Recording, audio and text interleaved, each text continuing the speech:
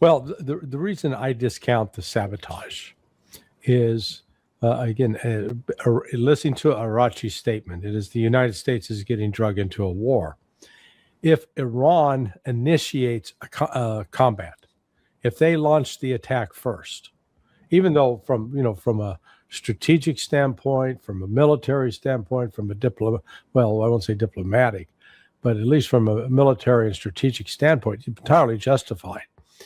But by remaining in the victim status, where they are the aggrieved party, they're not the party striking first, which then justifies retaliation. They're the party that are holding fire. They're warning people, do not attack us. But if you attack us, we're going to retaliate, and we'll retaliate in force.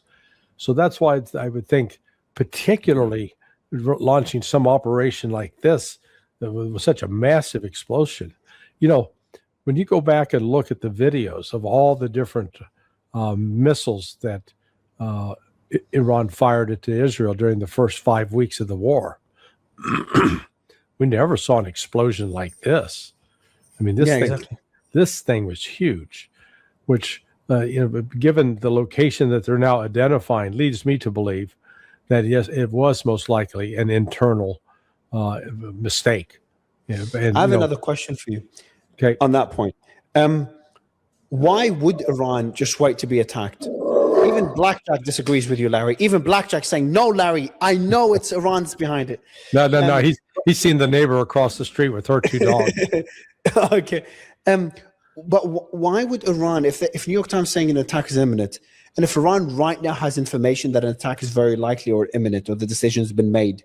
So let's say Iran got intelligence, maybe from Xi. Maybe Xi told them, hey, I just met Trump. Yeah. He's made up his mind. He's attacking. And so if she passed that information to Iran, couldn't Iran, because obviously Iran wants to avoid a war, couldn't Iran conduct a sabotage to say, look, to try to deter the attack that seems imminent? And you might be like, why wouldn't sabotage deter an attack? Well, sabotage is not going to cause, I know there's the argument that a sabotage like this would offer justification, but they don't need justification anymore. Look what they keep doing. I think the justification ended on February when the war started. The need for it. Yeah, they keep doing it. Look, it'd be one thing if there was just one key security node in Israel that if you take that out, Israel won't be able to attack. Israel won't be able to retaliate. Well, those kinds of targets only exist in Hollywood movies. They're not real. Iran maintains the diplomatic high ground as the victim in order to be able to justify why it's doing what it's doing. So, for example, if were it not for the United States imposing a blockade on the Strait of Hormuz, you could have a lot of countries around the world angry at Iran for stopping the flow of traffic. But as Iran said, hey, we're willing to allow ships to travel in and out, just not ships that are connected with Israel and the United States who have attacked us, but everybody else is free to come and go. And then what does the United States do? The United States imposes that blockade. It's stupid diplomatically because it takes all the heat off of Iran, puts all the heat on the United States. The United States is the one that's interfering with international maritime traffic. The same way that because Iran now has the full backing of Russia and China, again, their counsel to Iran, I'm sure, is one of, you retaliate in full force if attacked, but do not be the one to throw the first punch. Because the one who throws the first punch, even in law, is the one who's considered the aggressor. No matter how much you think I was a threat, etc. When you throw the first punch and it goes before a judge, you're going to jail for assault or battery. I think that that mindset has changed after this war. For example, on the Strait of Hormuz, technically any ships that go through the Iranian side, Iran has the right to charge. You could discuss the laws of the seas, etc. But one can make the argument that Iran has the right to charge a fee. Yeah. But on the Omani side, Iran does not have the legal right to stop ships there or charge them a fee. But at the moment, they are stopping them. even without Omani approval. They're controlling the Omani side. But And actually, the argument, no, that's not correct. They do have Omani approval. They do have Omani cooperation. They've met with Omani, and the Omanis signed on to that the Iranian agreement procedure they called for controlling the strait. That Iran has been coordinating that now with Oman. That's the important point. they struck, yeah, but they struck. So if there's a ship going through the Omani side, okay, Oman could do whatever it wants with it. Sure. Iran cannot. Iran legally cannot. Now, Iran is not because they've struck ships going through the Omani side, and Iran's argument is like, hey, there's a blockade right now targeting our ships, so that's why we're responding that way. Number one. Number two, we've just been victims to a war of aggression, so don't expect us to suddenly play ball. According to international law, we should get reparations, and we're not getting reparations. Yeah. So that's why I think their mindset now, when it comes to not being the aggressor, not conducting a preemptive strike that would have been the Iran for the last few decades, may be different this time around, especially when there's such a massive military buildup and they've been tricked twice into war. And I want to add another piece of information that I've just confirmed. The last two big accidents that are similar to this one, there was one in, okay, hold on, that could be, I got the wrong information. I got the Iranian ones. I'm just checking now if in Israel, if they've had other explosions like this that have been confirmed to be accidents, did they try to hide it or admit it immediately? Because if I get an hour response that they've never hid them, when there was an accident at a defense manufacturer, they've admitted it immediately. Then I would question, then why did they try to censor it this time around? Well, in fact, Israel's attitude, is if they're attacked like this, they retaliate immediately against the attacker. Unless they don't want to face, unless they're worried about the consequences, because Iran still has 90% of their missile capabilities. They haven't. Well, Israel has shown no sense whatsoever of accepting that as true. I believe it. Absolutely no. I would say I know it's true, but Israel has consistently discounted. I'm wrong. Yeah, they did not admit accidents up front in the past either. Yeah. No. If they believe, they'd look for, even if it was an accident, they wanted to blame it on Iran as justification for launching an attack, they could do that. But, the size of that explosion, that was huge. It is something. There's something more to it. I don't know what it is, but it's just too big, Larry. Well, and that's why I'm inclined to think that this, again, why are they working late on the Sabbath in Israel? Because accidents don't happen if you just got inert material sitting around. So this suggests that Israel was involved with some project trying to create some weapon system that they'd use against Iran, knowing the urgency that the attack's going to be coming soon. Whether it comes Monday or Tuesday, if the United States is locked and loaded. All the U.S. folks are doing is waiting for the command to go. And so it's now it's like when you see a tactical if you see a video of someone that's not a military expert like myself, like if someone says, hey Mario, this is a tactical nuke that was just detonated, I'd be like, oh wow. But we're not quite size. But what you're saying is it could be some massive weapon, some massive missile they're testing. Yeah, or they were in preparation. They were working on, and someone made a mistake. So, but we can. It could be either. It could be sabotage. It could be an accident. I think what's pretty certain, though, it's not a preemptive strike by Iran. There's no reports of any missile or anything. Yeah, being launched from Iran. But I think the you do make a valid point as well. Just to be clear, I know I said 60-40 to sabotage. Or I'll take it down a bit because there's one argument. I'll go like 55 sabotage. I'll tell you why.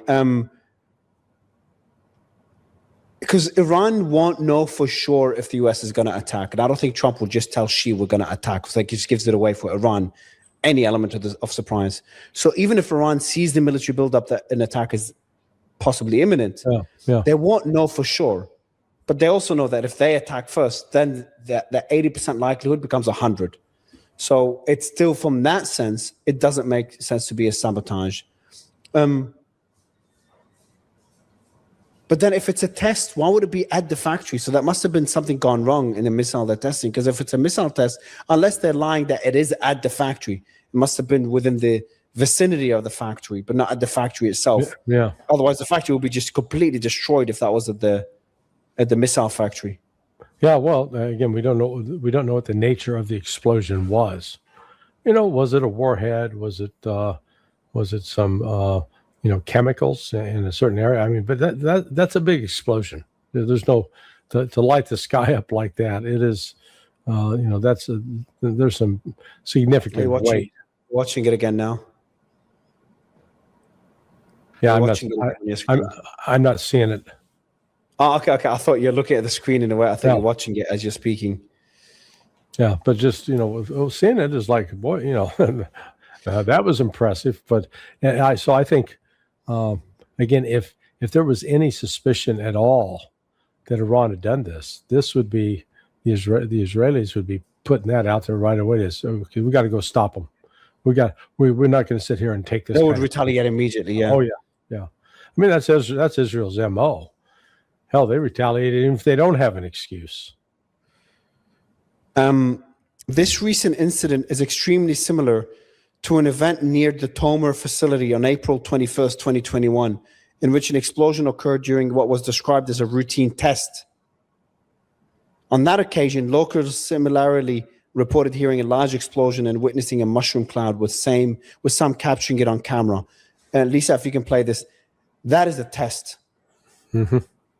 That is a test.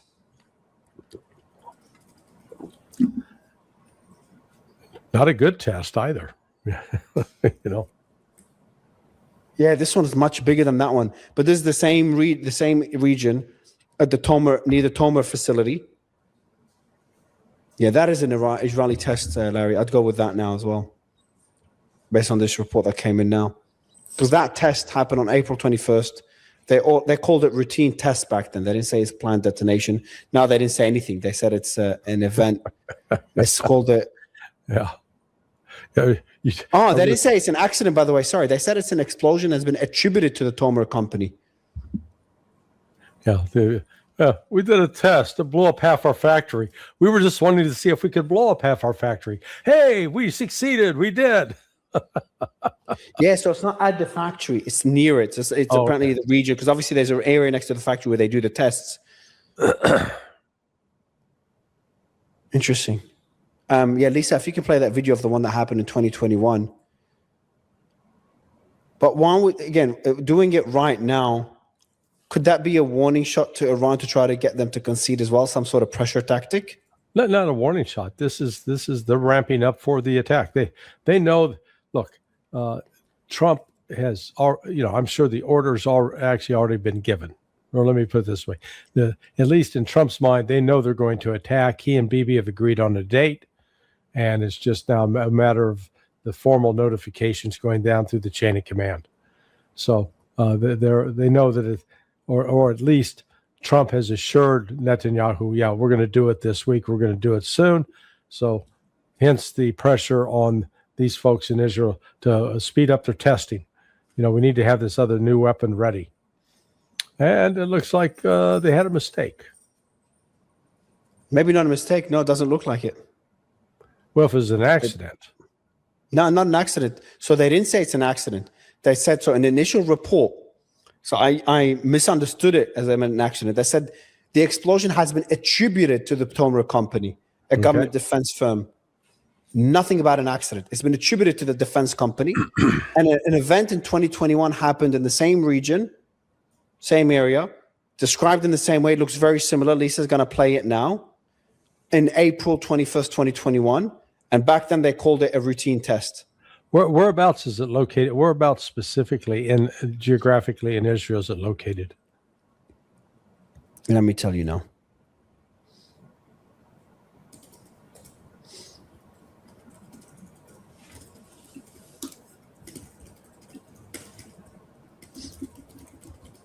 I'll play the explosion now, by the way.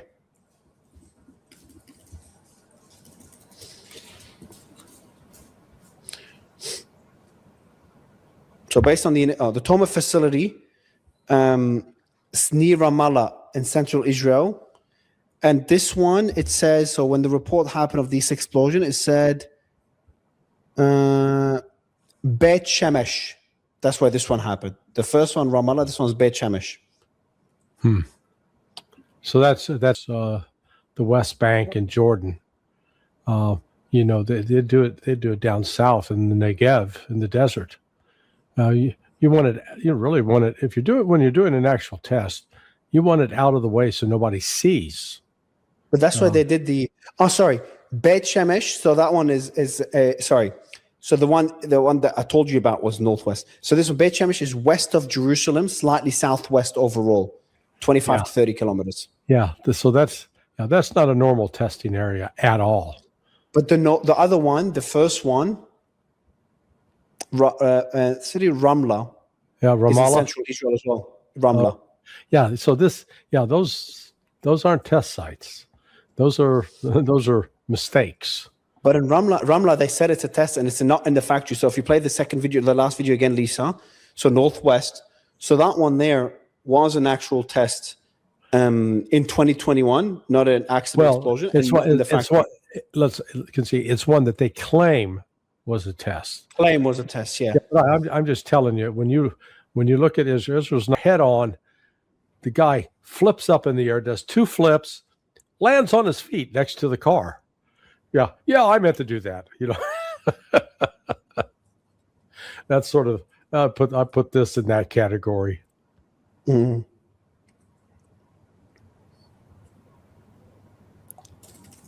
Trying to get more information on it. Yeah, but what's certain is the war is going to restart, and when it restarts, as soon as the United States and Israel begin offensive operations against... I've got some information. Sorry, Larry, just a quick information for you. Maybe that gets you to change your perspective on it. It's a bit bizarre, but I'll read it out for you. The broader Beit Shemesh region has had Israeli military security activity and some explosions or tests over the years. So they have I'll give you the information. I haven't read it all. Israeli police has a bomb disposal training center there. So that's kind of leaning more to the accident or detonation, but that's not a detonation. Nearby areas west of Beit Shemesh, especially around Sidot, Micha, and central Israel military zones, are associated with missile air defense infrastructure and testing activity.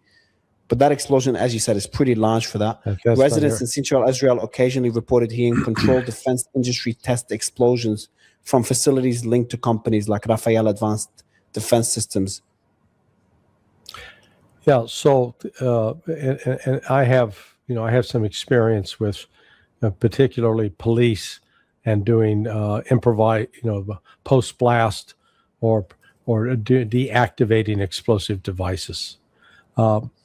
Normally what they do, if you have an explosive device, you try to separate the detonator from the actual explosive, so that you'll hear a large bang, but you don't get a mushroom cloud like this. And even if they had landmines or big mines to destroy tanks, again, you'd wrap those with det cord, what's called detonation cord, and set that off to get it to explode. But that wasn't this.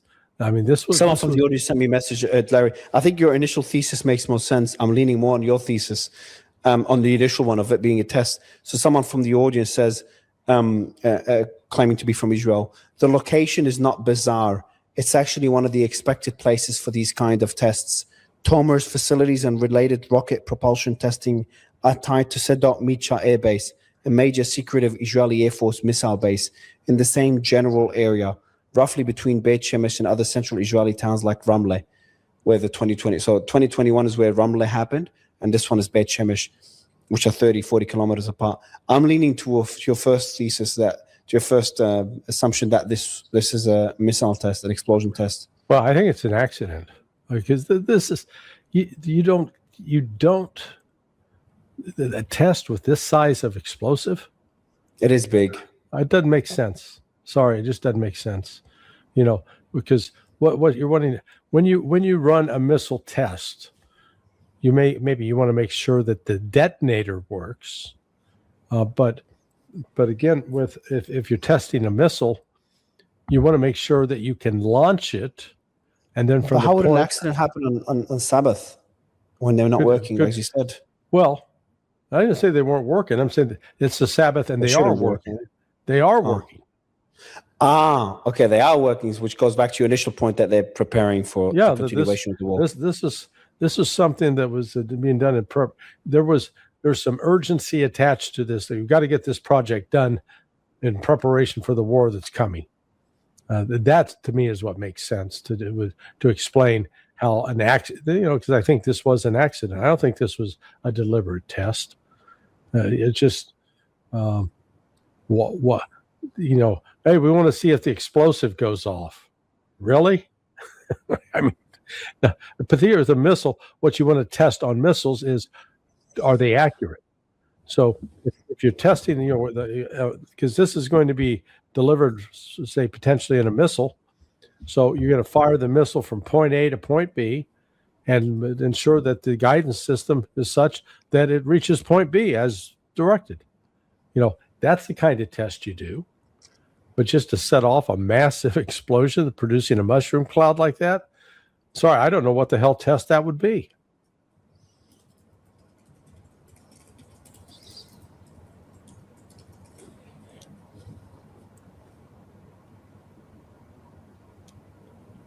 So I mean, it's just, yeah. I mean, it's you're right to highlight it as newsworthy. It's very unusual, but it's like So 3 scenarios. You're putting it as, in your view, number 1 scenario that makes more sense, this was an accident.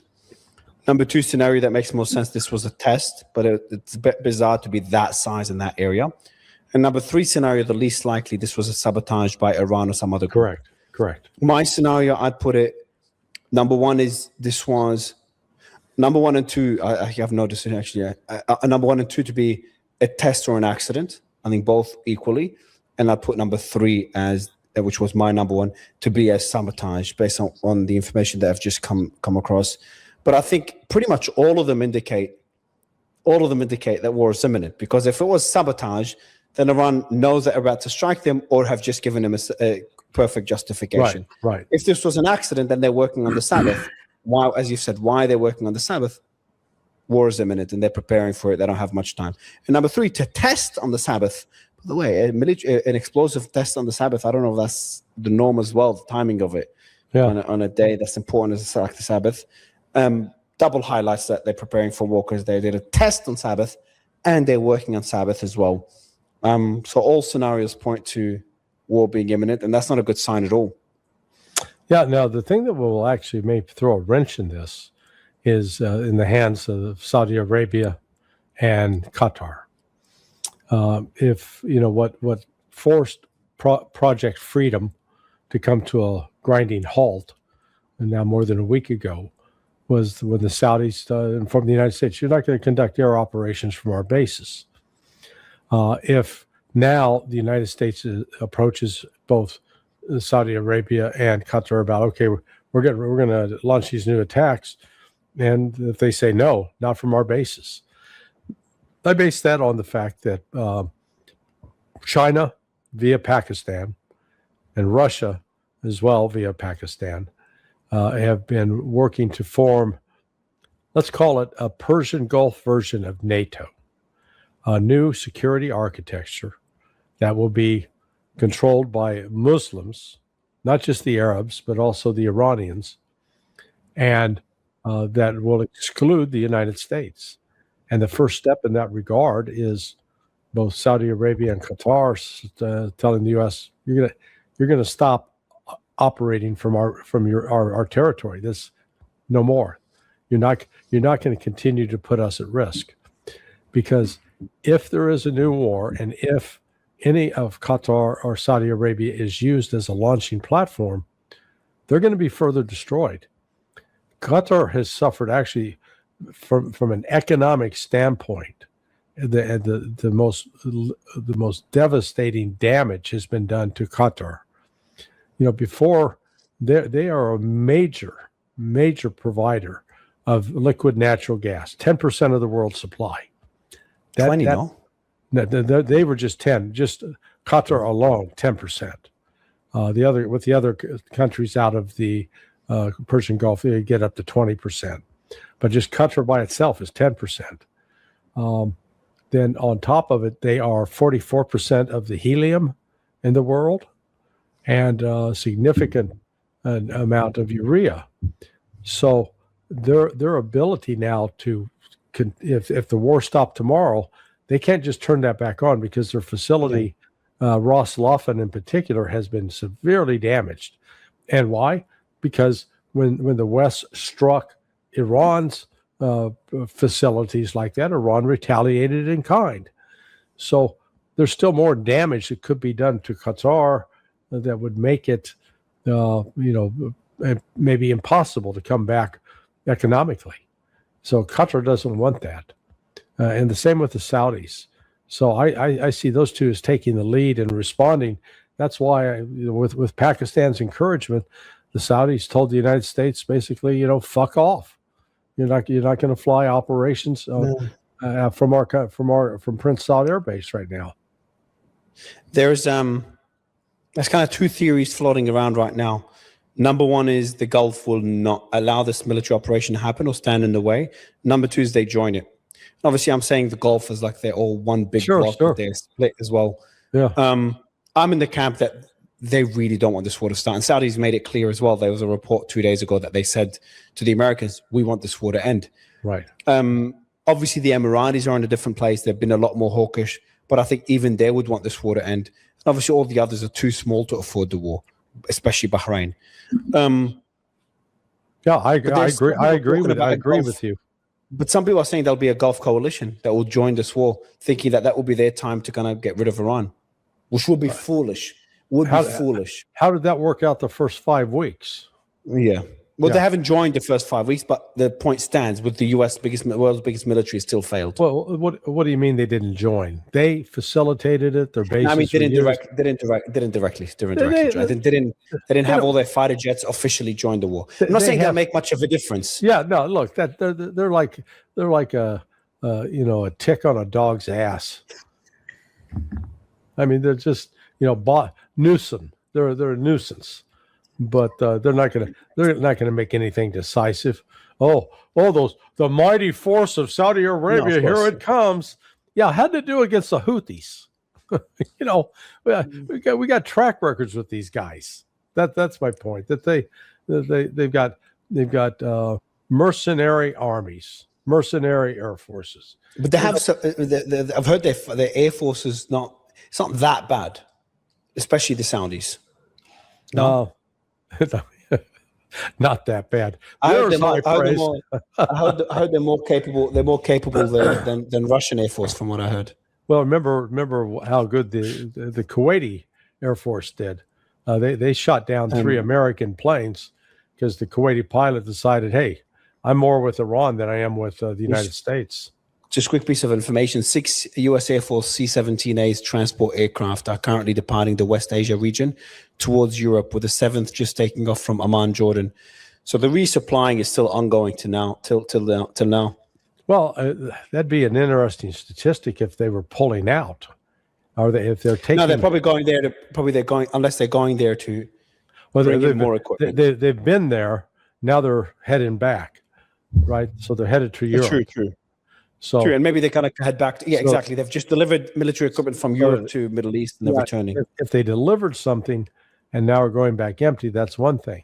If they were picking up and hauling out, then that would be a good sign. That'd mean the United States is backing away. No. So it's the opposite. It's the opposite because these have been going back and forth between Europe and the Middle East. Right. But we're seeing a build up in the Middle East. We're seeing a build up in the Middle East. Only way we can tell is if we could measure the weight going in and the weight coming out, because to get there to haul things away, they got to fly from the States. And no, I'm not necessarily disagreeing that it could be this is part of a last minute resupply effort, but that's if you're going to look for a sign to know whether or not we're going to war is. And the only way to tell would be to know the weight on these planes going in and the weight coming out. So if they're heavier going in, lighter coming out, yes, you're right, getting ready for war. If they're heavier going out, Then coming in, hey, the light at the end of the tunnel. What I'm really surprised by, how quiet everything is and how little information we're getting out of Israel after this explosion. We just see this massive explosion with a massive plume of smoke. A lot of groups are obviously speculating, not worth reading. And then nothing, not a peep, no explanation, nothing, complete censorship. And that's an explosion that's bigger than what we've seen. We haven't seen explosions like this in Iran during the sabotage period. Yeah. No, I agree. And it's just quiet. Yeah. But there's no emergency services, which that's why I think, sorry, I'm going back to it.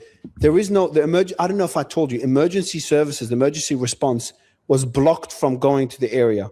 So if it was an accident that involved injuries, accidents generally involve injuries.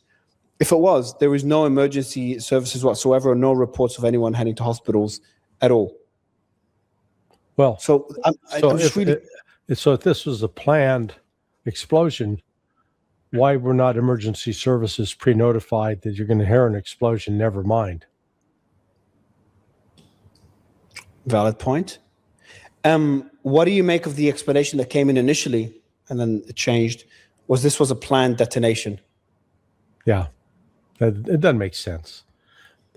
Again, why do you do a planned So this happened like 1 a.m. approximately Israeli time, Saturday morning. Yeah, exactly. Why do you do a detonation then? 12:30 a.m. Yeah, something that 100%. Of course. Yeah, it's more likely that people are going to wake everyone up. Yeah, wake everybody up. Oh, what the hell's going on? Do it during the daylight and not inform emergency services. Yeah. But again, if it was an accident, how would there? But then that goes back to the sabotage, Larry. Because if it's an accident, there'll be injuries. If it's a sabotage and they're not working because it's a Sabbath, the sabotage gets a couple of points again. Yeah, can't rule that out. Like I said, we should be gambling on the show. We should just be putting money. Your dog is called Blackjack, and we're not even gambling on the show. So let's look at in our last bits of back and forth as we wrap up for the day and for the weekend. I think it's the last conversation for the weekend, unless shit hits the fan tomorrow. Then I'm sure I'm calling you. But on the information we have so far, the visit to Xi, this explosion in Israel. The rhetoric we're seeing from both sides. The report, I'm not sure if you saw, by the way, a report that apparently the US is now trying to convince the UAE to join a military strike on Iran. Not we're convincing, according to the Telegraph, now all these are unconfirmed, of course, but it claims that the US is trying to convince the UAE to attack Iran now, to participate in a military operation against Iran now, which is just beyond stupid. Yeah. Let me read it here. I really hope the UAE does not fall into this trap, just for their sake. Let me try to find it. Well, I've just read it. I'm going to read exactly what I said. So that piece of information came as well. So that's you've got Pakistan, Turkey, Saudi, and Qatar coming together for defense coordination. You've got Saudi trying to call for a non-aggression pact. You've got reports that the US is trying to convince the UAE to join an attack. You've got Iran's Foreign Minister Araghchi said about the UAE, Israelis cannot protect them, Americans cannot protect them. That was proved during this war. Their relation with Israel became a source of insecurity instead of security. So that's Iran telling the UAE guy, just get the hell out of that relationship with the US and Israel. That's your best solution. And all other Gulf countries that are already in the process of doing that. So I want you to put all this information together. And by the way, the foreign ministry spokesperson said, he who betrays in secret shall be exposed in public. That's after they exposed the UAE for their work with Israel. Sure. And one last piece of information, I'm going to give you the mic to kind of give us your thoughts on what we can expect to see happen next over the next few days and weeks. The last piece of information is what Netanyahu did to UAE. Netanyahu put out a statement that his office put out a statement that he visited the UAE, threw them under the bus, and then didn't finish there. Israeli media started saying, and Shin Bet, the head of Shin Bet and the head of Mossad they also went to the UAE. So all of Israel saying, we all went to the UAE, they're our friends. And the UAE with an L said, no one came. That's all bullshit. That's all lies. So it just looked to me like Israel's throwing the UAE under the bus for Netanyahu to get some political points domestically. but also maybe that relationship is breaking apart. Maybe the UAE is like, hey, we changed our approach. We feel betrayed after what you did. So Israel's like, all right, screw you, and they throw them under the bus. So there's a lot there, but I'd love to get your thoughts on it all. New security architecture for the Persian Gulf. This has been underway now for at least 4 weeks. It was not announced per se, but Vladimir Putin referred to it after his meeting with Arachi 3 weeks ago. And then Wang Yi, Chinese foreign minister, referred to it. And now I've confirmed through sources in Pakistan that Pakistan has been tasked. I mean, they're being used as a sort of a front man for China to help orchestrate this, because they've got good relationships with the Saudis. They have a treaty, a security agreement that they'll come protect Saudi if attacked. But at the same time, they've got very good relations with Iran, and are facilitating the arrival of goods that have been blockaded through the regular ports. So what you're seeing now is China and Russia using diplomacy. It's being kept very quiet. But for example, at the meeting in India of the BRICS countries, the BRICS foreign ministers this last week, that issue was being discussed, and so Saudi Arabia and Qatar now face a real choice, and we'll see how this plays out. If this new security architecture is moving forward, in which both the Saudis and Qataris will recognize, okay, we got to distance ourselves from the United States militarily, not necessarily politically or economically, but at least we're no longer going to be the target and front guy for them on a military basis. Then if they do not allow the United States to carry out military operations from their territory, that'll be significant. That'll slow up and prevent this from coming to pass. And maybe because of the progress on that, the UAE started to go, oh, wait a second. There's the peace train. Everybody get on the peace train, as Cat Stevens sang, 50 years ago. That now they're looking at the need that the U.S. can't protect them. And look, that's the one message that's come out of the last 11 weeks. So the war starts on February 28th. That's 12 weeks ago now. And what did we learn? That the United States had promised to protect all these Gulf nations. Hey, we're bringing in the Patriots. We got your back. We got THAADs. Hey, they ain't going to touch you. And what happened? They all got beat up. I use the analogy with, the mafia in Brooklyn. They come to the Italian pizza shop, and the owner, they tell, hey, you gotta buy some insurance here to keep your shop from burning down. And the pizza owner goes, well, who's going to burn it down? No, we don't know. Accidents happen, so they pay. So you got the mafia protection. Great. Hey, I'm protected. The guys, the boys, they got my back. Next thing you know, the pizza shop's burned down. And you say, go to the guy, what happened? Oh, well, we didn't really have control, but their pizza shop got burned down. That's what happened from the start of February 28th for the next 5 weeks. Yeah. For Saudi Arabia, for Qatar. Qatar in particular took a real... Asia, Europe, all pizza stores, the entire franchise is down, Larry. Because all American allies, almost all of them, I really can't think at the top of my head of an American ally that wasn't hurt by this war. Because the ones that benefited are not American allies, mainly Russia. Hey, have you been following all the statements coming out from the different oil companies?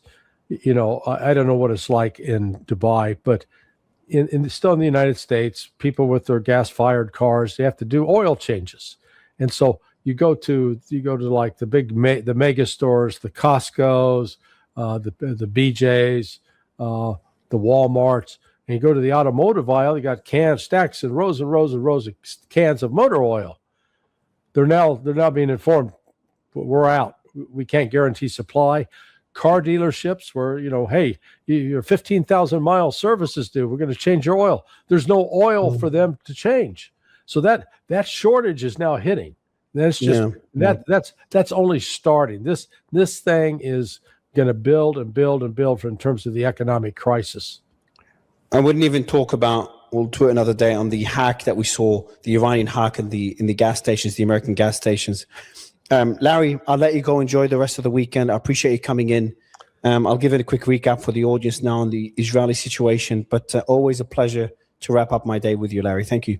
All right, my friend. You get some rest this weekend. You get fatherly advice. All work, no play makes Mario a dull boy, okay? All right, man. Thank you so much, Larry. Later. Bye.